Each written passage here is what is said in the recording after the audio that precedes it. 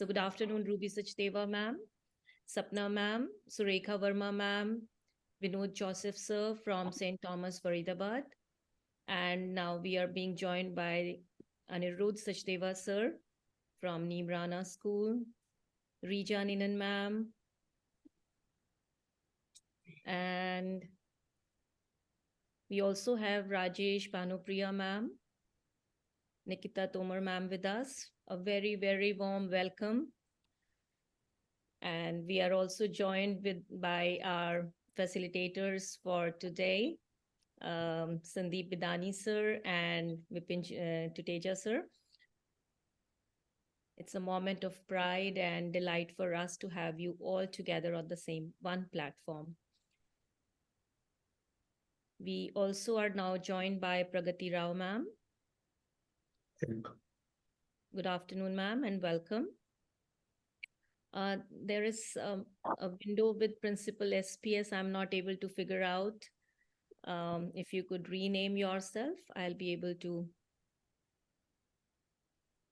Can you hear me? Good afternoon, everybody. Yes. This is the Principal, Swarnaprastha Public School, Sonipat. Rohit, sir. Hi, Rohit here. Absolutely. Welcome, sir. Welcome to have you. Thank you. Thank you so very much. Thank you. Welcome, Balraj Mahendru, sir, from Tanda School, DAV School, Tanda, Punjab. This is Mr. Martin Rao, Principal, St. Mary School, Chandigarh. Absolutely, sir. It was a pleasure when we visited you. It was our pleasure too. Thank you. Thank you, sir. And then Principal from St. Mary School, Mohali, Mr. Bijuman Thomas will also, he might have joined. And Surekha madam also. Yes, Surekha Verma ma'am has joined. Yeah. Very warm good afternoon to all our honored participants, our esteemed school leaders, and our very distinguished guests. We extend a very warm welcome to you all to the AGF Principals Connect 2023. This event is hosted by ANON Global Foundation. And as we all know, ANON is dedicated to the cause of mental well-being and life skills. I am Shamit Ruchi, Vice President at ANON, and I'm honored to be serving as your host for today's session. AGF Principals Connect is a platform which is dedicated to fostering collaboration, innovation, and excellence in education. And it's an absolute pleasure to gather here today amongst a group of visionaries and leaders who are shaping the future of education. Our theme for this event today is Mindset Matters, Empowering Leadership. So it encapsulates this essence of our collective mission to explore, expand, and empower our leadership capacities in this ever-evolving educational landscape. Before we proceed, I would like to extend a very warm welcome to our esteemed facilitators, Mr. Sandeep Bidani and Mr. Vipin Tuteja, sir. It is an honor for us to welcome you here with us today. Sir Sandeep Bidani is director at WOY Consulting, a seasoned organizational and leadership change consultant.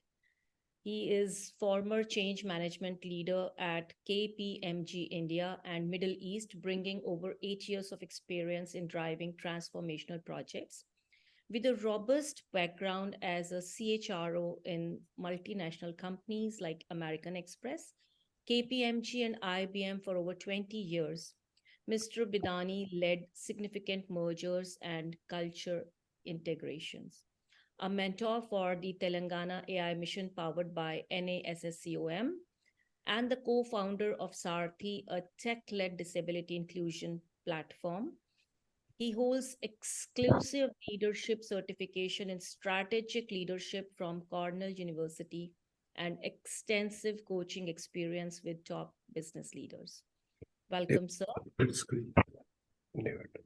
Now, I'll extend our welcome to Mr. Vipin Tuteja, sir. He's director at WOY Consulting, a transformational business leader with more than 35 years experience across IT, IT's ES, financial services, and telecom sectors. He previously held pivotal roles at Ricoh, Xerox, American Express, and Samsung, leading profitable revenue growth through change management and strategic business development. He's an executive and leadership coach certified by Ericsson Coaching International. Mr. Tuteja has built diverse, energetic teams and focuses on driving solutions and process improvements. Known for his commitment to customer centricity and value creation, serves leadership ethos centered on talent strategy and execution readiness. So with this brief profile, I mean, there is a whole line of expertise that they possess. With their wealth of experience and diverse expertise and commitment to leadership excellence, and promise an enlightening and engaging session today. So please join me in extending a warm welcome to Mr. Sandeep Bidani and Mr. Vipin Tuteja. So together, in our time together, under their guidance, we'll delve into a thought-provoking discussion, engaging in insightful conversations, and share experiences that inspire and transform. So without further ado, let's begin this enlightening exchange of ideas, learning from each other, and building bridges that will shape the future of education. So I hand over now to Sandeep Bidani, sir, and Vipin Tuteja, sir. A very warm welcome. Thank you so much for that introduction. And I know with so many educationalists there and people building the future of this country, there is so much more to learn on this forum as well. And there is collectively, I think, some amazing wealth of knowledge that sits in this forum, which we would also like to sort of take away from. We are only here to share parts of our journey, but more so we are here to also learn from your journeys as to how you connect this.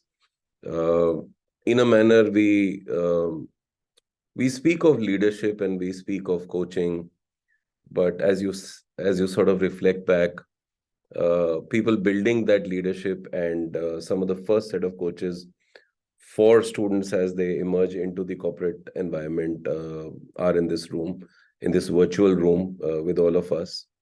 And I think from our perspective, what we realize is that coaching and leadership development has been around for centuries as we look at India. And as we reflect back on our history and mythology, Lord Hanuman would not have reached his potential had the coach in Lord Ram actually encouraged him to start looking at it and saying it's possible, you know what's doable. Again, if you sort of go a little deeper, you might find that that's exactly the role Lord Krishna played with Arjun, because it's not so much about potential, it's also about how much potential you're aware of and how much you're willing to risk, how much you're willing to step out of comfort zones. And I think while we work in the corporate environments with a range of leaders, you work with the environments preparing these leaders of the future, and that's where we converge. So we see a lot of this as mirroring capabilities, and ANON helping us bridge these capabilities to see how we can change the future. So I think that's the linkage that we share. With that, let's just share some of the conversations that we want to lead with you today. We're calling it a master class because maybe we should have called it a headmaster class or a principal class. I don't know what, but it's definitely a master class with all the masters here. And we want to share some perspectives with you as we go along this journey. So what will we talk about today? Let's try and understand what will we talk about today. I think the first element that we want to bring up and go through together is the first objective, which is really understanding the power of mindsets. You have experiences in building mindsets. We work with a range of, I will use the word adults, who may have learned and come with a set of mindsets, but may have stopped learning. You're still building those mindsets where they continue to learn. And that's the reason we connect well in terms of fixed or growth mindsets and how these mindsets influence leadership and the impact on cultures that we're trying to build. The next is around the element of tools for assessing and self-reflection. Self-reflection essentially is about leadership mindsets. And Vipin, if you could just take this up, please. Yeah. So, as Sandeep was talking, first of all, I feel very privileged and honored to be addressing such a group which have been a part of my journey. In fact, our journeys when we started in our school, the principals and the teachers were the one who actually built the foundation for us.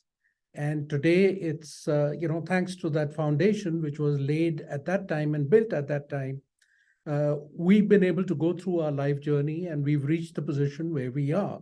So I feel extremely privileged and honored to be sharing some of our experiences and our learnings from it, and yet to continue to learn from you all. So, we spoke about understanding the power of mindset, just to be aware of what it is.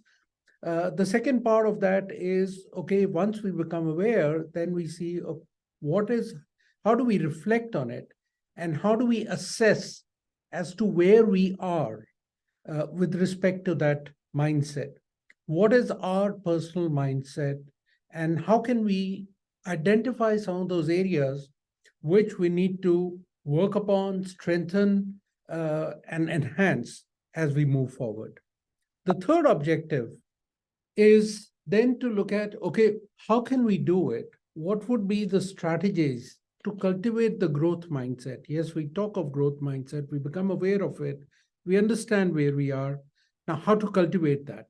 How to move ahead with it? And in terms of implementation, how do we implement these concepts in school leadership? These are two parts. One is in the school leadership, secondly, looking at students and building them as leaders as they go through their life cycle. And how do we then encourage that continuous learning and adaptability to make sure that they develop into an excellent group of leaders as they move through?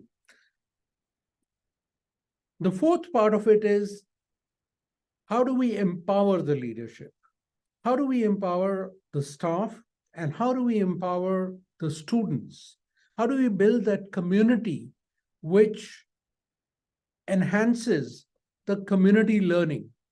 How do we build in the role of being empathetic? How to make them more effective in their leadership styles so that they can actually influence people around them? So as we move further, we'll talk more about it. So this is just the beginning of it. And before we begin further, just make sure that few of the hygiene factors are there, that please use chat at any given point of time. If you have any questions, any comment, please put it in the chat and we will address that. We will talk around those areas. You can also use your raise your hand feature, and we'll be able to see if you want to ask any question. And just make sure if you're not talking, then you're on mute. So let's look at what is a fixed and what is a growth mindset. So in terms of in the realm of school leadership, what does these mindset mean? And how can these be the success drivers as we move along? So as we look at mindsets, we would realize, what is a mindset? Let's ask this. I mean, as leaders, how would you define a mindset?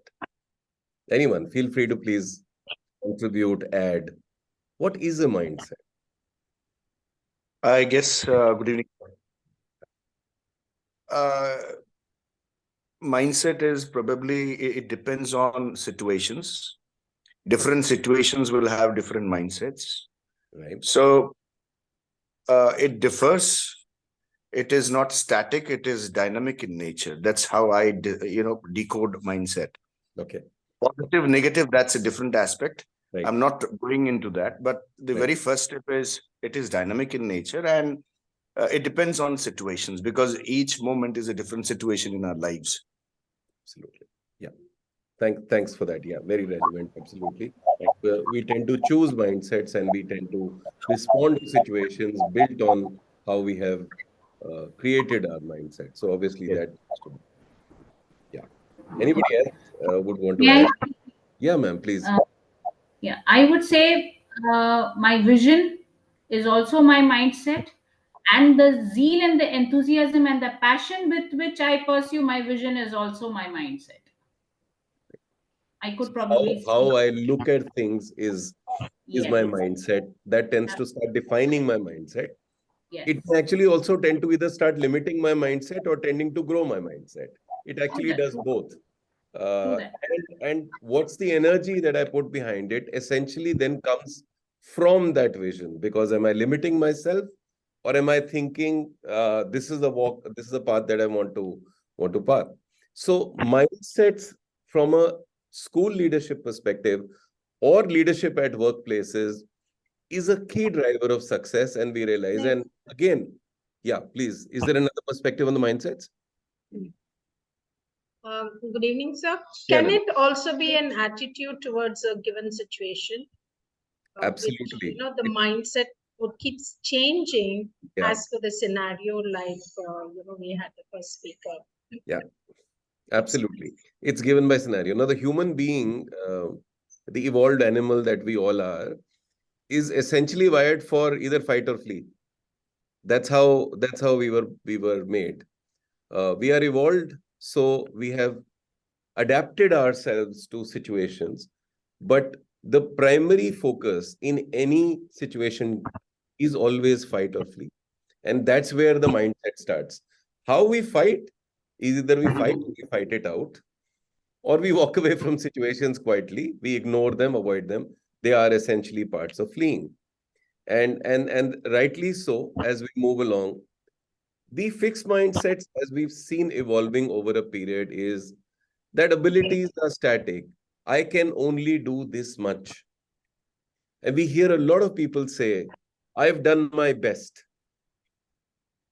A lot of times, these statements of I have done my best emerge from fixed mindsets because people may have actually believed in how much they can do. The other is avoiding challenges, fearing failure. And we talk to it, while you work with youngsters who are at times very, I will use the word, unafraid to actually explore. There are adults who are very, very afraid. And we've always said, well, it's something new. Have you tried it?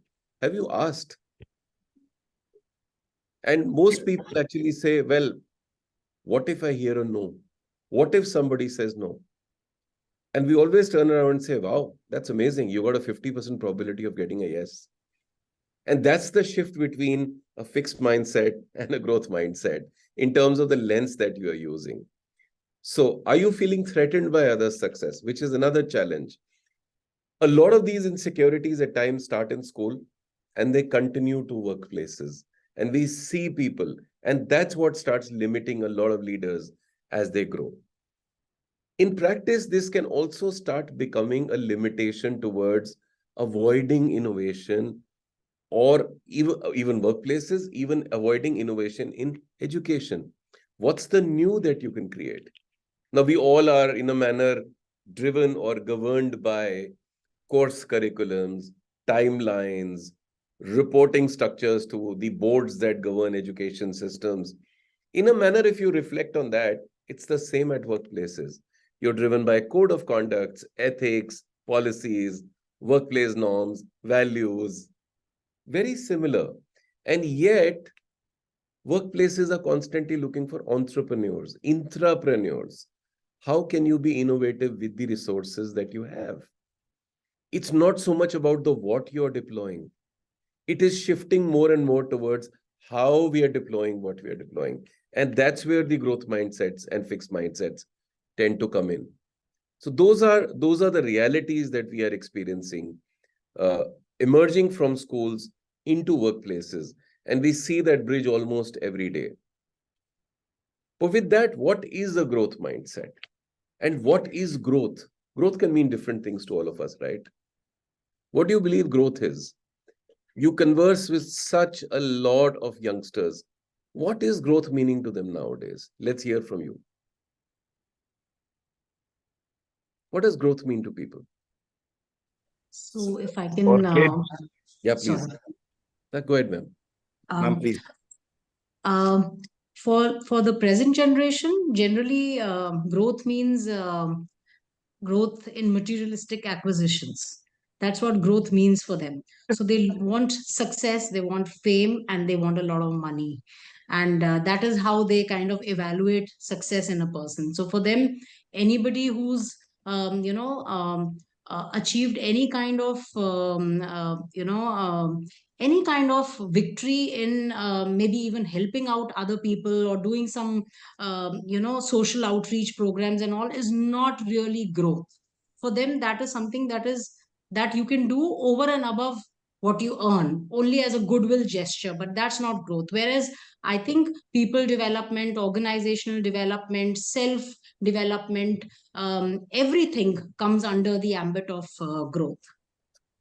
No, thanks for that perspective. That sort of widens the conversation much more.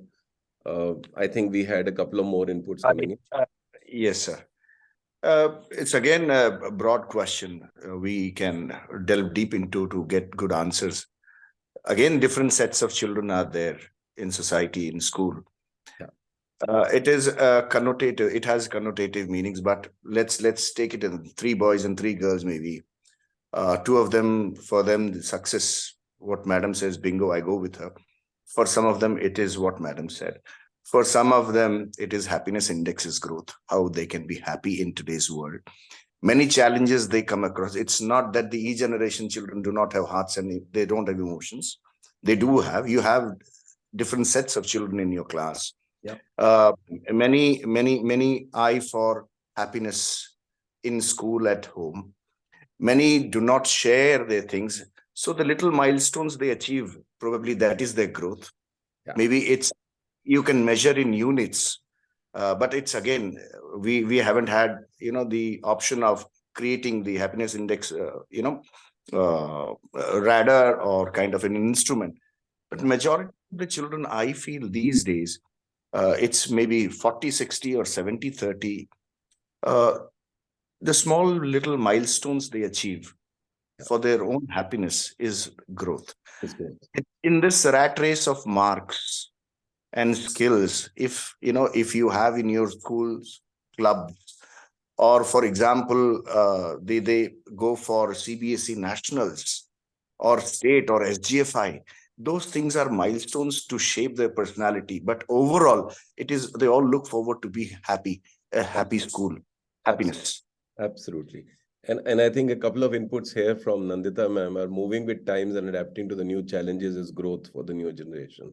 It's on the chat. Please feel free to use the chat. We will be picking up things from there as well.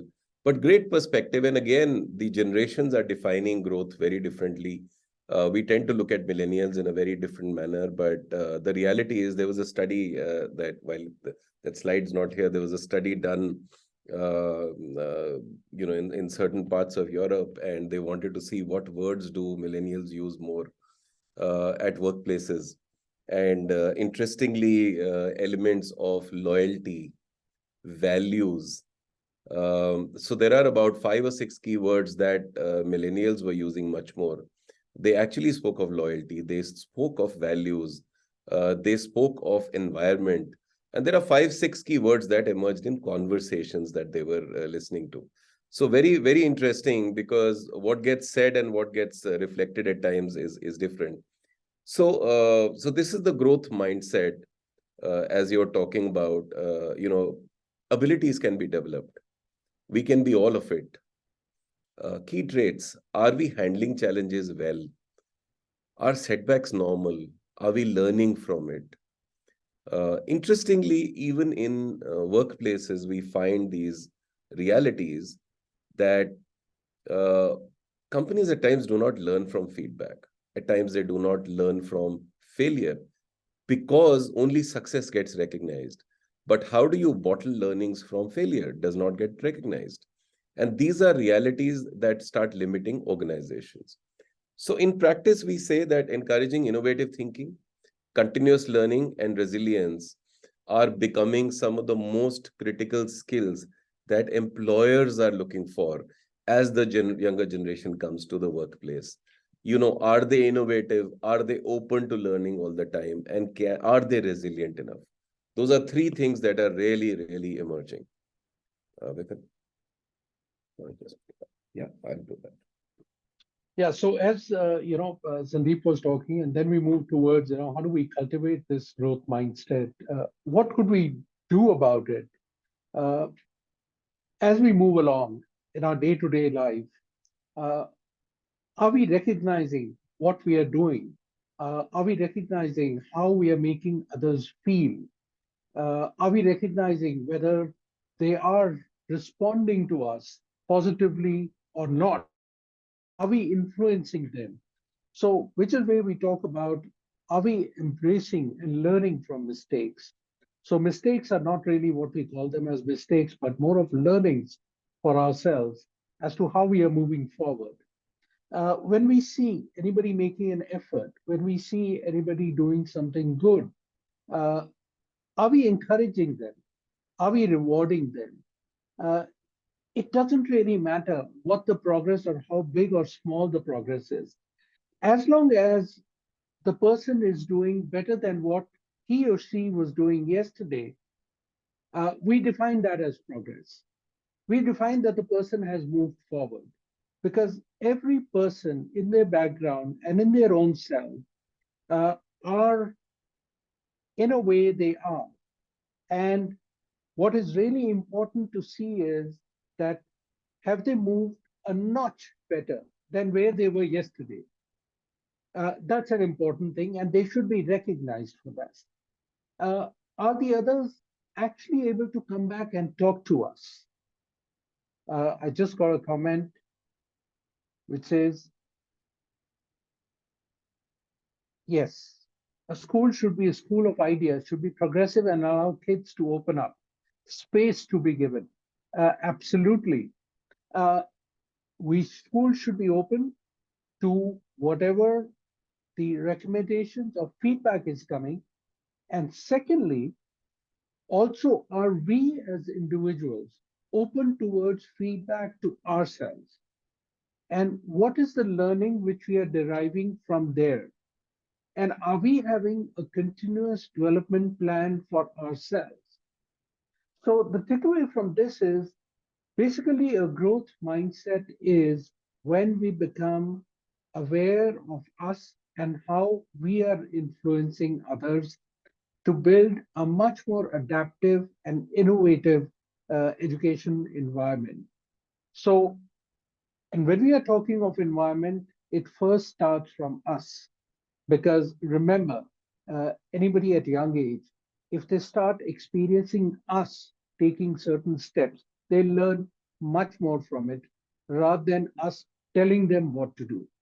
If they observe us doing those things, they will be much more adaptive towards that. So, we've talked about all the objectives. I would just like to bring forward the origin of a certain concept, which is based on work by Dr. Carol Dweck. And the concept is based on the power of yet versus I don't know it yet. Okay, so to understand more, and we'll talk more about this, let's watch this small video. I'll have to play it full screen here. Yeah. Loud and good. Yeah. That's okay.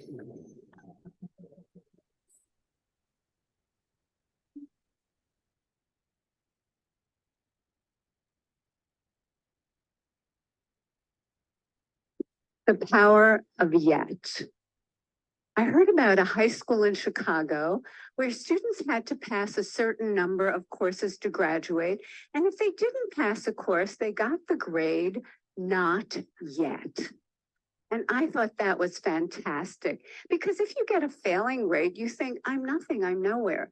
But if you get the grade not yet, you understand that you're on a learning curve. It gives you a path into the future. Not yet also gave me insight into a critical event early in my career, a real turning point. I wanted to see how children coped with challenge and difficulty. So I gave 10-year-olds problems that were slightly too hard for them. Some of them reacted in a shockingly positive way. They said things like, I love a challenge, or, you know, I was hoping this would be informative. They understood that their abilities could be developed. They had what I call a growth mindset. But other students felt it was tragic, catastrophic. From their more fixed mindset perspective, their intelligence had been up for judgment and they failed. Instead of luxuriating in the power of yet, they were gripped in the tyranny of now. So what do they do next? I'll tell you what they do next. In one study, they told us they would probably cheat the next time instead of studying more if they failed a test. In another study, after a failure, they looked for someone who did worse than they did so they could feel really good about themselves. And in study after study, they have run from difficulty. Scientists measured the electrical activity from the brain as students confronted an error. On the left, you see the fixed mindset students.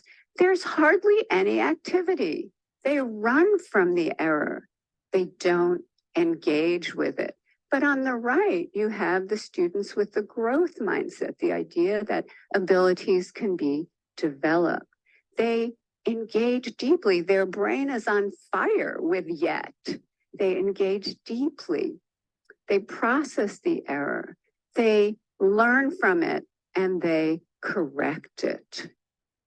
How are we raising our children? Are we raising them for now instead of yet? Okay, so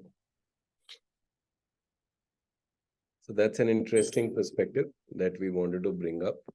But as we go forward, let me try and connect this conversation up to how do we define a growth mindset and the power of yet and the growth mindset. If you would like to reflect on a book, there is a book, Mindset, the New Psychology of Success. It's mentioned here. But primarily what Carol Dweck says is that if you treat yourself as somebody who can grow, how are you looking at yourself? Your talent is an innate gift. But the point is, are you nurturing it? Are you always trying to look good? Because looking good is recognized. And if looking good is recognized, then at times you stop learning because you spend more energy trying to look good. And that's the shift that she's trying to create, to say your energy has to go into learning versus looking good. And this is what the context was when we were talking about how are we creating the ecosystem. It's not about the course curriculums. It's not about the boards. It's not about the completion of programs. The how that we create lies in our hands as we talk about schools, we talk about work environments, all of that. And that's where this element of what are we developing as a growth mindset come in. Now let's try and transition forward to a workplace. And one of the most known organizations, one of the most known CEOs across the world, we are going to talk of Microsoft and Satya Nadella. And Satya Nadella, as he took over Microsoft, interestingly wanted to build a culture. What he realized was that because they hired the best, and then they went to the best colleges to hire and hired the topmost talent, the organization culture that they ended up creating was people were competing versus collaborating. People were trying to demonstrate that they were looking good and they had to look good. And that started taking away innovation from such a large organization. But that's when he read the same book, interestingly, and did a research and started working on changing a work culture. You'll find how the conversation that we just saw about schools starts transcending down to workplaces. There's a big theme for you. It runs through your book. It runs through a lot of your comments today, and that's culture change. A lot of CEOs at Davos talk about culture change. You've made it pretty central in your 5 years at Microsoft, and I think it's widely seen that you have really changed the culture in some ways. Can you give us 3 concrete examples of things you did that you really see playing out on the ground in ways that have been transformative? I innately recognize one thing, which is as a mere mortal CEO, taking over from Steve, who may not have been a founder, but had founder status. And obviously after Bill and Steve, for them, culture and mission were all implicit. After all, they created Microsoft. They grew it from nothing to what it had become. So I realized that, there's no way I'm going to fill those shoes. And I needed to make both that sense of purpose and mission and culture something that was first class, that I talked about. Everyone inside the company were having a conversation about these two things. But also yours. I mean, you had to respect theirs, but make it yours. That is correct. And the thing that we picked. So one of the things, I went on this big quest of what should be the handle. Like, everybody, how should we even make this conversation first class? How do we even create a meme around which we can bring people together? So in fact, it was my wife who introduced me to this book called Mindset by Carol Dweck, which I'd read maybe multiple years before I became CEO, more in the context of our children's education. And therein, she captures what to me is one of the biggest insights in life, which is to say, take 2 kids in school. One of them has a lot of innate capability, and the other one has less innate capability. But the person who has less innate capability is a learn-it-all, and the person who has more innate capability is a know-it-all. We know how that story ends. The learn-it-all does better than the know-it-all. And I said, God, this is powerful. This applies to me as much as anybody else.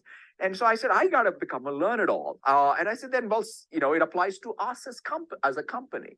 So we took this growth mindset meme and adopted it. And we put some real structure. There is things around inclusivity and. You did have mandatory training on some of these things that you added. So we adopted it, but I'll come to the real crux of it. And we have customer obsession and diversity and inclusion, and one Microsoft is the 3 pillars, and there's training, and all of us go through it. But I don't think if this would have worked if it was considered new dogma from a new CEO. If it was all about me somehow having read one book and sprung it on people, then I think it would have gotten rejected. I think the reason why it has picked up steam and it's grounded is twofold. One is we framed it not as sort of a one-time transformation, but a continuous process of renewal. Sometimes even people come at Microsoft to me and say, Satya, we found the 5 people who don't have a growth mindset. And I say, look, that's not the point. The point is for me to confront my fixed mindset and be comfortable in that every day. And so that's helped because we never sort of claim victory. And it's about individuals pushing themselves. The second thing, though, is I think it speaks to us as human beings. It's, again, as I said, not corporate dogma. It makes us better parents. It makes us better co-workers. It makes us better leaders. So it speaks to, I think, what is all of us seek in life. And that's the reason why I think that cultural transformation, at least at Microsoft, seems to be working. Okay. So what we were trying to establish here is really that the journeys that children transcend, and you, in a manner, as I will use the word CEOs of their careers and CEOs of institutions that you're running and building, uh, have a huge influence in terms of how you start looking at building the mindsets which are growth mindsets. How do you shift conversations from the know-it-all to the learn-it-all? And those are very, very critical shifts that are getting very important at workplaces. As we go forward, those are some of the most important conversations that students emerging out of colleges, out of schools, are going to face as they get into workplaces, as they get evaluated, as they get assessed. Vipin, over to you. Yeah. So, shifting from Carol Dweck and from yet to I don't know yet, let's look at another concept which we would like to introduce, which is the orbit concept. So what is orbit? Orbit talks about that there are three things which are above the line and three parts which are below the line, and the line in between is the choice which we make. So what is the choice which we make at each and every given step we come across? So do we make a choice of owning it up, being accountable, or being responsible, versus the choice where we try and put in a blame game? We try and come up with excuses, or we go towards denial.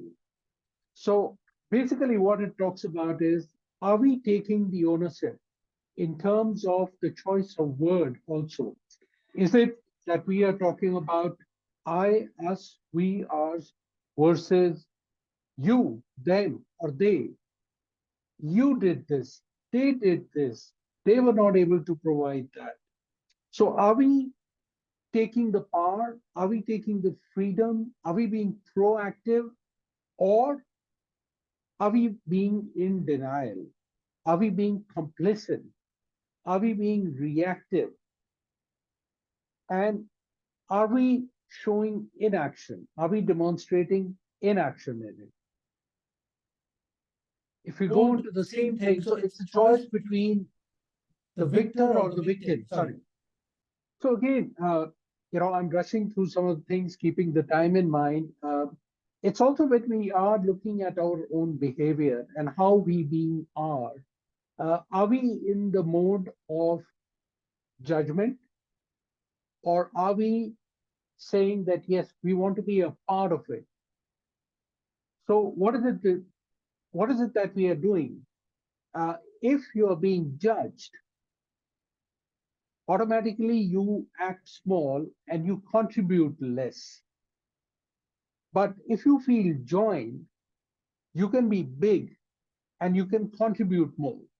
And what are the judging behaviors? If you look at it, what are some of the examples which we can look at?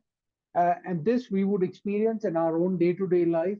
The moment we see person, we try and, without even talking to that person, we try and form a judgment.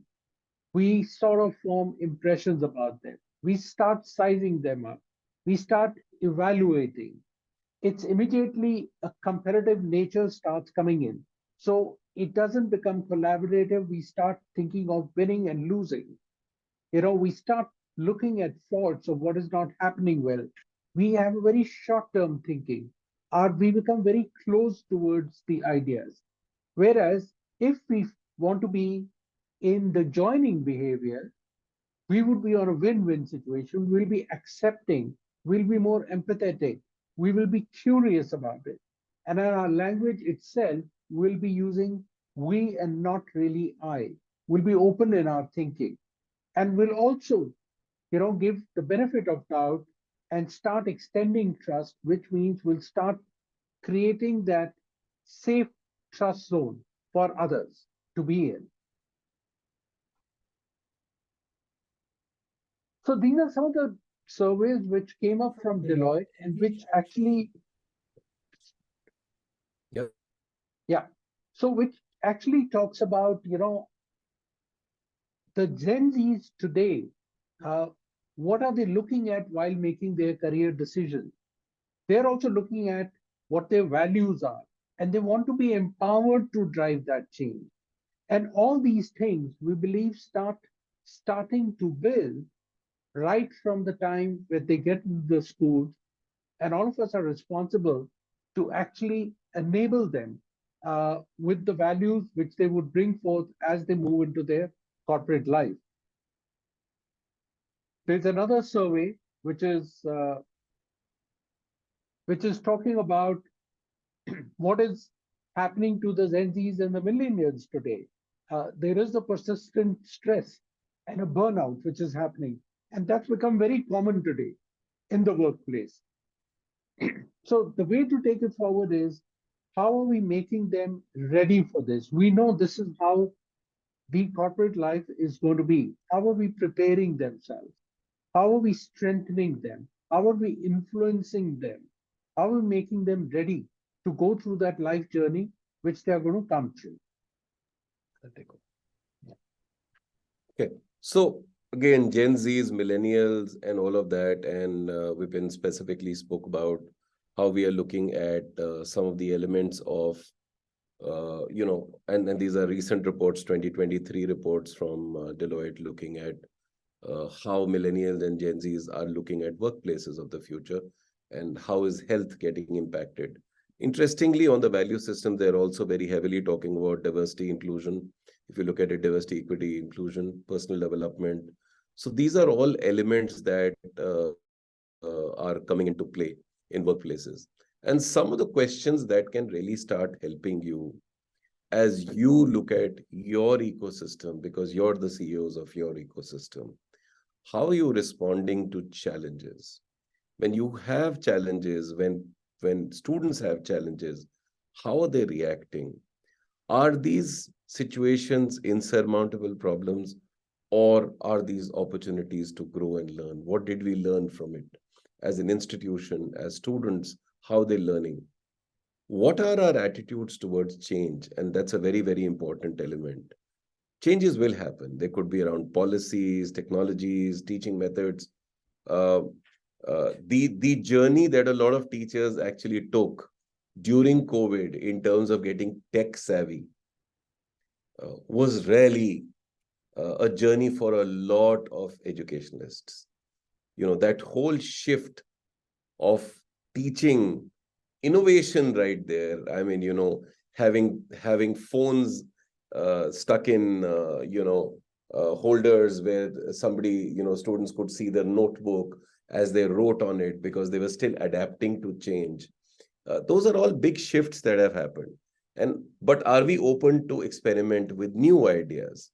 How are we handling feedback? Now, the feedback could come from any of our stakeholders.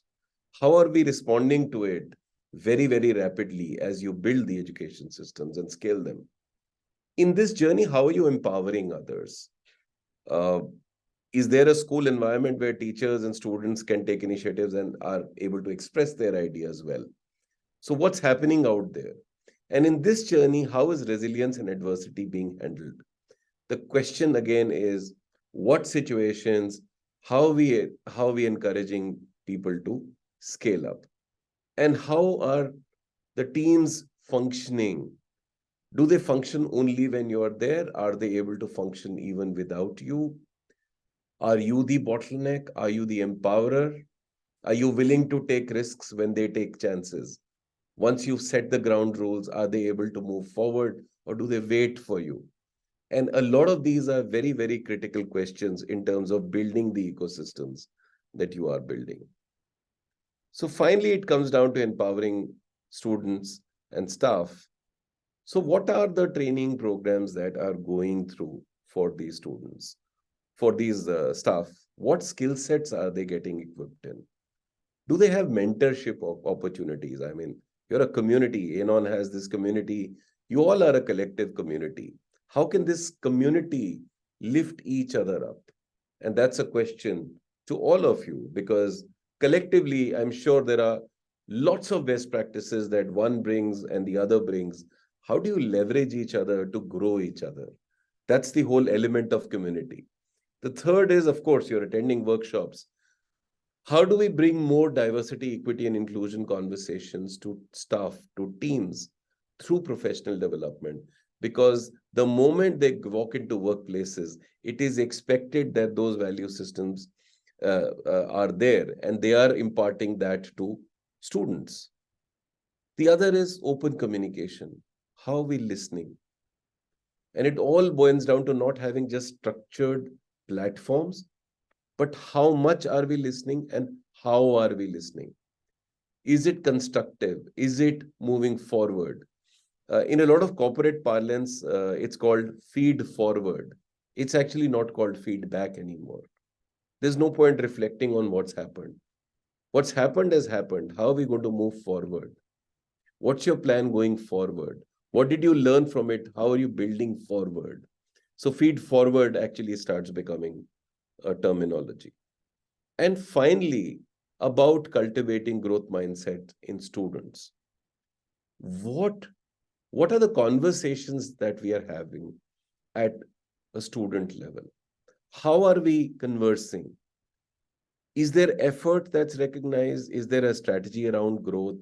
How do we bring up the as yet conversation? And those are becoming very, very critical as you move forward. The other is,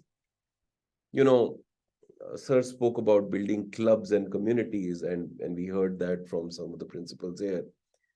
How within that ecosystem, within a set of rules, how much autonomy students have around decision making? Can they choose things? Can they decide? Can they learn to manage budgets around those programs?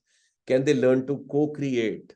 And the moment you start creating that journey, you will find greater ownership and very, very empowered individuals that come out for workplaces. And finally, it's about creating an empowered school community. What's the shared vision of that school? Not just emerging from founders, not just from trustees, not just from principals, but emerging from staff and students. What's the vision of this school? Are you nurturing wild ducks? Who is this person? Who is that student in a class that keeps getting up and saying, yes, but? What do we do with that student? Because trust me, that's the student that is going to go and innovate, because they can look at things from a different perspective. Celebrating successes. How do we celebrate success? And finally, how do we create an environment where every member of that school community is heard? So those are some of the conversations we wanted to have with you. We've paused here and we hand this back to Aarti and Shami ma'am. Thank you very much, sir. It was so insightful, lot of takeaways, and the way you curated and guided the whole discussion was amazing. I think our school leaders would be having some questions and some thoughts to share. So we open the forum to them. Yeah, absolutely, please. We'll request you to please either raise.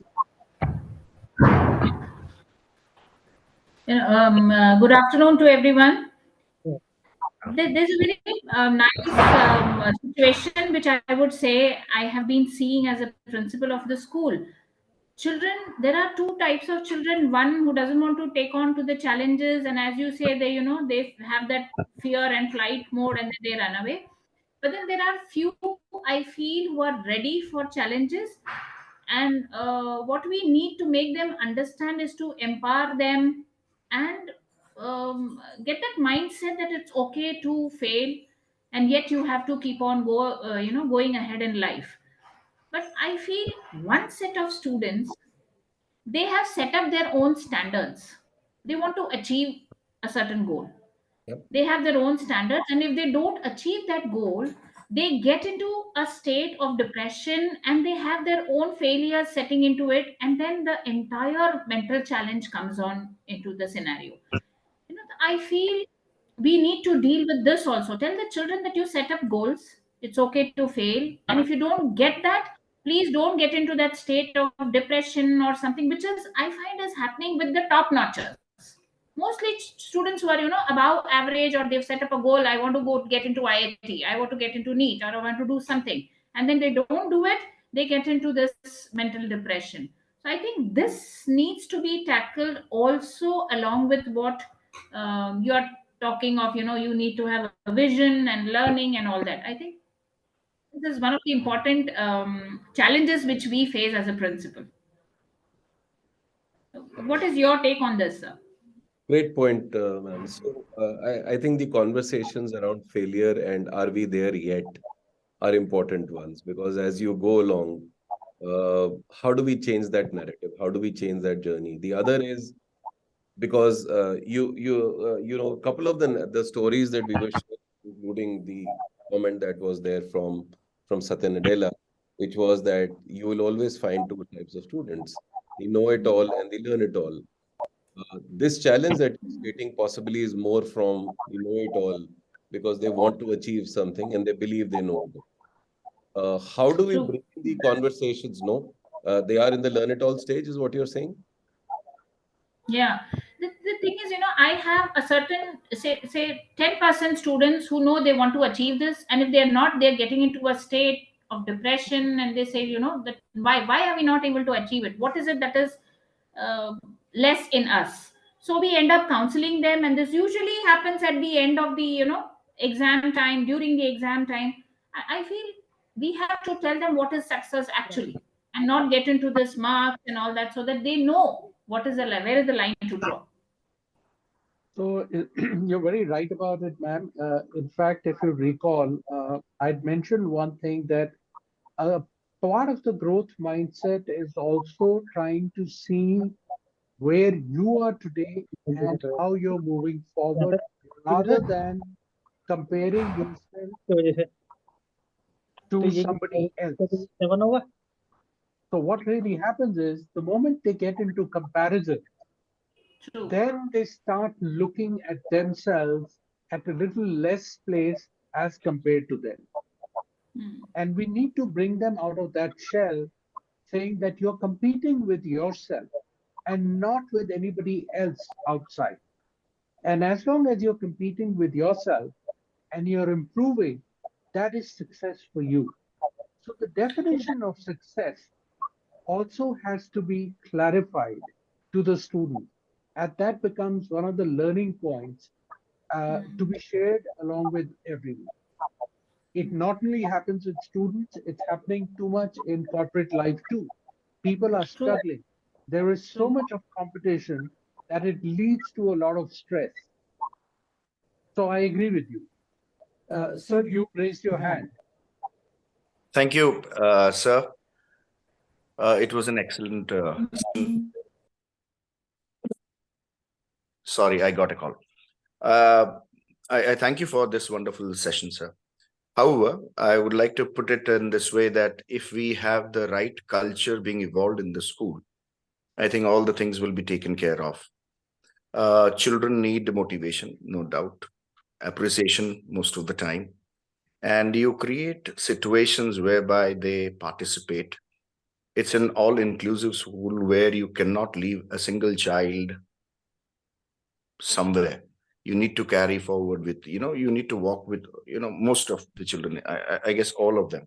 So we need to create situations for them. We need to evolve a culture in the school where you plan your action plan for the entire school for the entire year. Going forward, as I told you at the very beginning, the small little things matter the most. We must create these habits, which probably are the most crucial and important aspects of anybody's being. I believe the small little things, as I told you. Saying so, I'll give you a couple of examples, 3 examples. We heard Mr. Nadella, we heard you, we heard the other person speaking. I feel in this school, if you create these situations, for example, we talked about budgeting, financial literacy. The clubs are more or less the same. We call, ourselves a school of ideas. How different are you from the other schools apart from curriculum, apart from Atmanirbhar, apart from art integration? We come to the most important fact of being a happy school. And that happens when you lead the school from the front.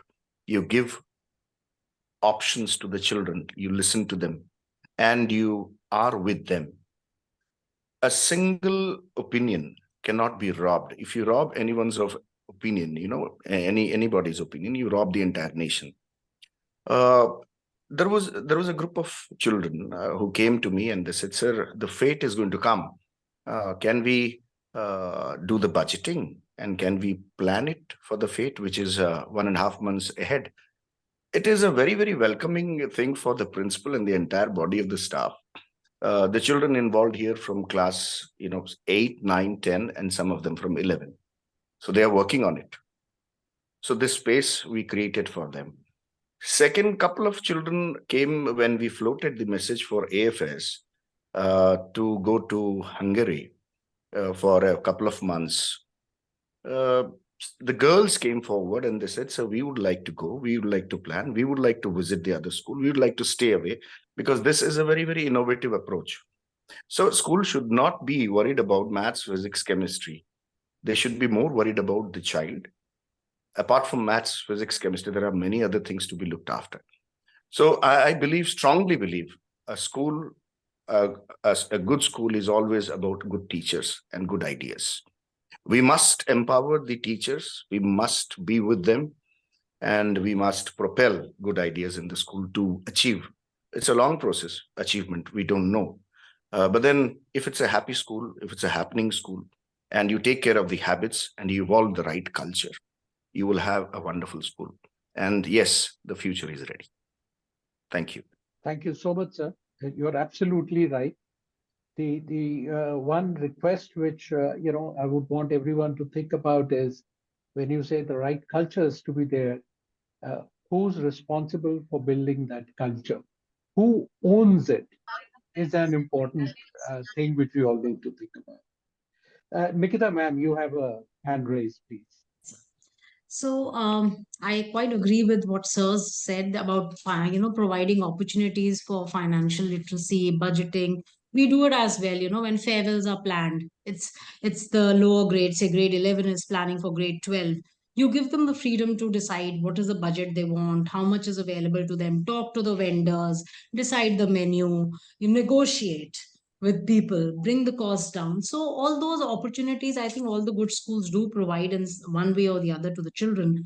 But more importantly, I think what Bhanupriya was mentioning, I think it's a collective responsibility of the society and the school and all of us to not only celebrate these high achievers all the time and forget about celebrating the small successes and the progress, because we did write about how everything is achieved through small progress in life. So I personally do believe in the flywheel concept, that small achievements, keep achieving them, keep celebrating and keep adding to those achievements.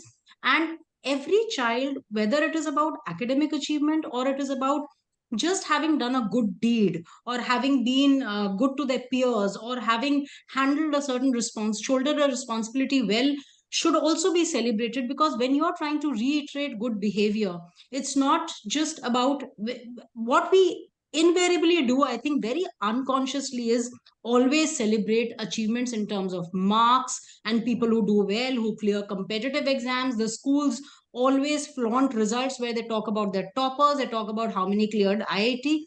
Nobody in any of these functions ever celebrates children who've done a good deed or who've progressed and who made a considerable improvement in where they were and where they've reached. So not yet is never celebrated. It's always the know it all which is celebrated. And I think that change will bring in the growth mindset, is what I would like to sum up with. Yeah. Thank you very much. Very powerful. Thank you very much Very for powerful. Thank you so much for that context setting.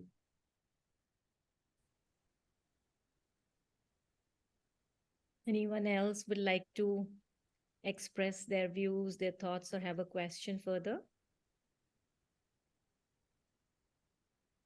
May I take this opportunity, Shami ma'am? Absolutely, please.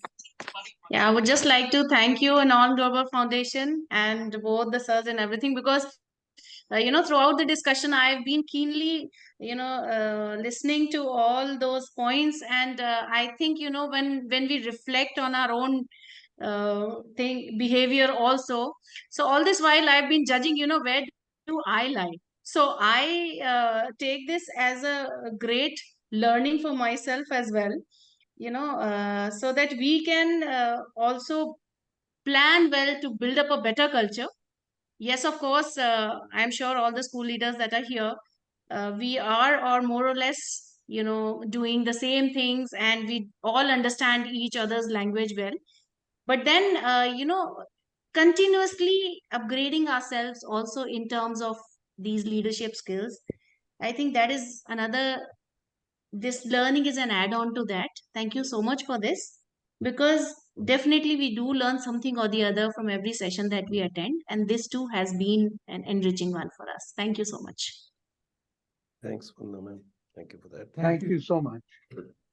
Thank you so much, sir. Great learning. I would say a lot of takeaways today. Because objectives itself were so objectively put up that we had to reflect on all of them. They were very reflective as heading the institutions where we, strive towards a better world. And with so many projects being brought in by CBSE and NEP, something, it's the same tea in a fresh cup. I think it is revised, and many opportunities, I think, and with so many continuous professional development courses, whether online, offline, thanks to pandemic, I think we are there on this platform, which we rarely could think of. Probably we would have taken a couple of decades to come on a platform like this. My definitely one little concern, because I am also a senior vice principal at DPS Nacharam, one of the largest school, and I'm also principal of DPS Mahindra Hills, and looking at a lot of peer pressure. So maybe I think it's a very large, topic to be discussed, and I would definitely want ANON to look from, that topic to be brought into a lot of discussion, how to change the mindset of children, that peer pressure with a positive thought process is fine, but making a right decision for themselves, learning to say a big no, I'm not with you, is something that the present generation hasn't, reflected on. So maybe I think I definitely look forward to those kind of sessions also. And yes, somewhere you have touched upon that mindset to be brought in, but I think this is one factor that is, I'm sure, all my colleagues here would also agree to that one factor, which is, a major concern for the young teenagers and young adolescents. It's one thing really need to work. Very much, Nandita ma'am, for your suggestions. We are making note of all of these, and we'll request other school leaders also to share their thoughts and ideas where they want us to come together and host such a platform for collective wisdom. So Anirudh sir want to say, I believe. Yeah, sir.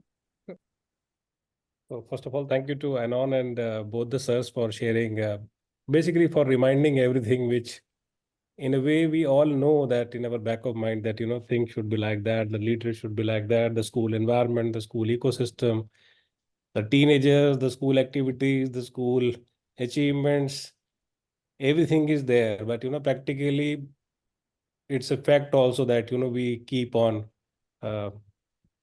doing things in a normal way manner, and we keep on forgetting these things. So such sessions do remind us. And yes, it's a different challenge, I would say. Like, if a company has to sell a tractor in Delhi, they have to do a different marketing. In Punjab, they have to do different. In Haryana, they have to do different. So schools in tier 1 cities, school in tier 2, school in tier 3, like this, the strategies have to be different, because the parents in tier 3 cities, they have their different financial challenges, right? So a house with 2 rooms or a penthouse would have a different kind of parenting, right? So it's a, but yes, the common thing is that, the leaders have to drive the school, definitely, and that's a truth, and that will remain the truth. We all have to only we have to change or keep on, you can say, the resetting or rebooting our mindset, which both sirs have defined, that theoretically everything looks good. Practically, you lose your temper also sometime. You try to train the people, but people are not, ready to train themselves, or, they are not ready to come forward. But again, you have to try, right? So this challenge will remain always, but yes, we have to remain energetic and with positive mindset to always stay positive and keep on trying, because it's a human dealing altogether. It's a human psychology altogether. So that's good, and we should remind ourselves daily, every day in the morning, that we should bring the change. That's all. Thank you so much. Great input, Thank sir. you so much. Thank you so much. And thank you, Aartiji and Shamiji, for providing us this opportunity to come and interact with everyone on this platform. And, once again, we are honored and privileged to be sharing and talking to you. Thank you for this. Thank you very much, sir. I'll Thank you. request Very insightful. Aarti Girdhar to suggest to pose the vote of thanks now. Thanks a lot, everyone. What I feel that when they are talking about lens, we all have our own power of lenses, and as a result, we need to look into the different situation. We have been to more than 200 schools now, and that is why we could see the challenges. Every school has their own challenges, and that is why whatever the discussions is, it should be a long day conversations where we will be getting many more inputs from you. As Sandeep ji and Vipin ji also suggested, doing this session in 1 hour is a challenge, but I requested that principals have their own commitments also, but still many of them are able to join, and I'm sure we will be having future more session on new topics as suggested by the principals and directors. So thank you very much. And one thing, we build a future of endless possibilities, and that is why the same thing we tell to our interns also in the workshop also, that there is no limit, and that is why there is no limit for learning with the people like Sandeep ji and Vipin ji, because they are the ones who we have seen actually in them in person how they are making the difference. Thank you very much, Sandeep ji and Vipin ji and all the principals. Thank you very much. Thank you so much. A pleasure meeting everyone. Thank you.